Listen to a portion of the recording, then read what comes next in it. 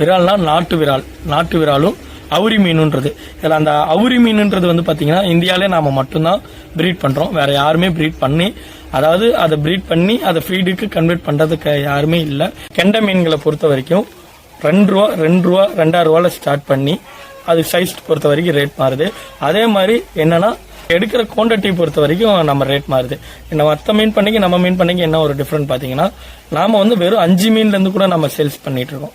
அவங்க கஸ்டமர் நேர்ல வந்துட்டாங்கன்னா 5 மீன் 10 மீன் அவங்களுக்கு இடத்துக்கு எவ்வளவு தேவையோ அதுக்கு தகுந்த மாதிரி வாங்கிட்டு போயிட்டோம். பாத்தீங்கன்னா விராலுக்கும் அவுரிக்கும் மீனுக்கு வந்து பாத்தீங்கன்னா அது தண்ணிக்குள்ள இருக்கிற ஆக்சிஜன் எடுத்துக்க போறது இல்ல.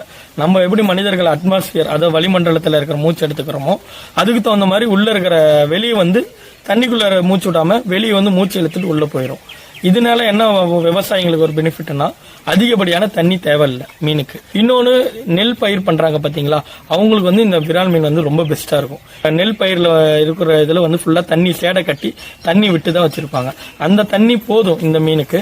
அதுல நம்ம விட்டுட்டோம்னா இந்த வெட்டிக்கிளிங்க, சின்ன சின்ன வண்டுங்க, இத மீனை வந்து நல்லா அந்த உண்ணிங்களை எல்லாம் சாப்பிட்டுரும். செடிங்களுக்கு நல்லா பாதுகாப்பா இருக்கும்.